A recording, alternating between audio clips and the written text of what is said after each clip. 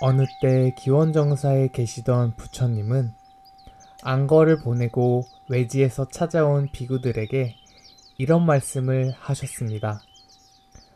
비구들이여, 잘 지냈는가? 서로 친근하게 화합하면서 편안하게 안거를 보냈는가? 그리고 이런 말씀을 덧붙입니다. 탁발하는데 어려움은 없었는가? 현대인들은 특별한 이유가 없다면 대개 하루 3끼 혹은 하루 2끼를 먹습니다. 부처님 당시에는 어땠을까요? 단 한 끼만 먹었습니다. 그것도 탁발을 통해서 식사를 했습니다. 지난 시간에 절에 주방이 생긴 이유, 스님이 요리하고 농사짓는 이유에 대해 설명했습니다. 앞서 부처님은 제자들에게 탁발하는 데 있어 어려움을 물어봤습니다.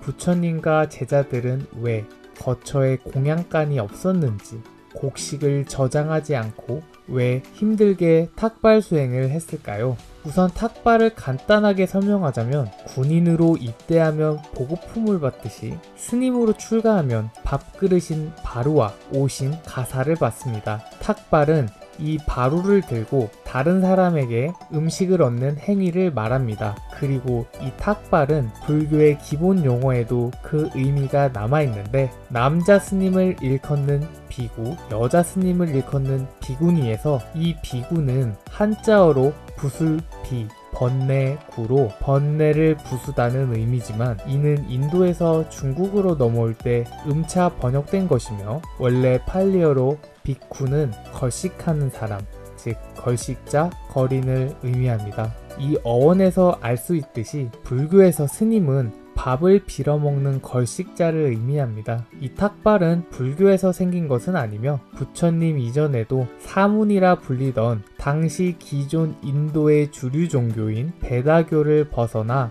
독자적으로 수행하고 교리를 만들었던 신흥 수행자들도 여러 탁발을 했습니다. 그렇기 때문에 탁발하는 방법 등에도 각각 차이가 있었는데 불교에서는 오전에 바루를 들고 나가서 부잣집, 가난한 집을 가리지 않고 차례대로 총 7집을 돌며 탁발할 집에서 정중히 서 있다가 음식을 보시하면 바루를 내밀고 그렇지 않을 경우 다음 집으로 가는 것을 반복합니다. 7집을 다 돌기 전에 바루가 차면 그만 옮겨도 되지만 7집을 다 돌아도 음식을 얻지 못하면 그날은 굶습니다. 실제로 부처님도 7집을 돌아도 음식을 얻지 못할 때는 굶었습니다. 만일 탁발에 실패한 비구는 다음날에 어떤 마음으로 탁발에 임해야 할까요?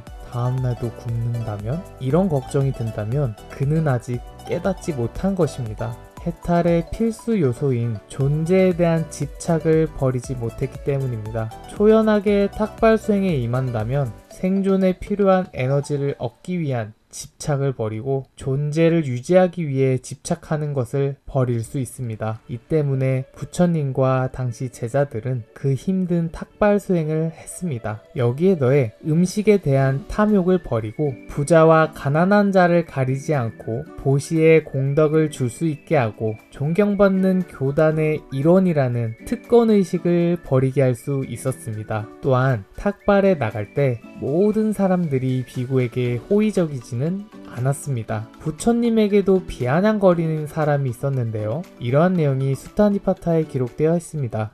이와 같이 나는 들었습니다. 한때 세종께서 다키나기리에 있는 에까날라라는 바라문 마을에서 마가다인들 사이에 계셨습니다. 그때 바라문 까시 바라드와자가 파종할 때가 되어 500개 가량의 쟁기를 멍에에 묶고 있었습니다. 이때 세종께서는 아침 일찍 가사를 입으시고 바루를 들고 탁발하러 갔습니다. 바라문 까시 바라드와자는 바라문 농토에서 일하는 농부들에게 음식을 나누어 주고 있었습니다. 부처님이 그 농부 무리들의 한쪽에 서 계시자 이러한 세존을 보고 바라문 까시 바라드와자는 수행자여, 나는 밭을 갈고 씨를 뿌리고 난 후에 먹습니다. 그대도 밭을 갈고 씨를 뿌린 뒤에 드세요. 이 말을 듣고 세존께서는 바라문이여, 나도 밭을 갈고 씨를 뿌립니다. 밭을 갈고 씨를 뿌린 뒤에 먹습니다. 이렇게 말씀하셨습니다. 이러한 세존의 말씀을 의아하게 생각한 까시바라드 와자는 그러나 저는 당신 곶다마의 멍에도 쟁기도 쟁기날도 모리막대도 황소도 보지 못했습니다. 그런데 곶다마 당신은 밭을 갈고 씨를 뿌린다고 하네요. 이러한 까시바라드 와자의 비아냥에 세존께서는 개송으로 답하셨습니다. 믿음이 씨앗이고 감각기관을 지키는 것이 비이며 지혜가 나의 멍에와 쟁기입니다. 부끄러움이 자루이고 고든 정신이 끈입니다. 그리고 알아차림이 나의 쟁긴 날과 오리막대입니다. 행동을 절제하고 말을 절제하고 음식을 절제하는 것과 진실한 것은 잡초를 제거하는 낫으로 삼고 나에게는 온화함이 멍에를 내려놓는 것입니다. 속박에서 평온으로 이끄는 정진이 내게는 짐을 짓는 황소입니다. 슬픔이 없는 곳으로 가서 다시는 되돌아오지 않습니다. 이와 같이 밭을 갈면 불멸의 열매를 얻게 되고 이렇게 밭을 갈고 나면 모든 고통에서 해탈합니다.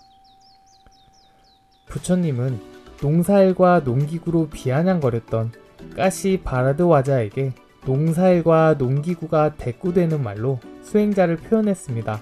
더욱이 한글 번역이라 그렇지 실제 팔리어로 기록된 문헌에서는 현대로 따지면 힙합의 라임 플로우처럼 음율도 다 맞기에 더욱 아름답고 심오하게 들립니다. 이 경의 구절을 보면 탁발 수행하는 비구가 다른 이로부터 비아냥받을 때 어떤 자세와 마음으로 임해야 하는지 수행자는 어떤 것이 필요한지 알 수 있습니다.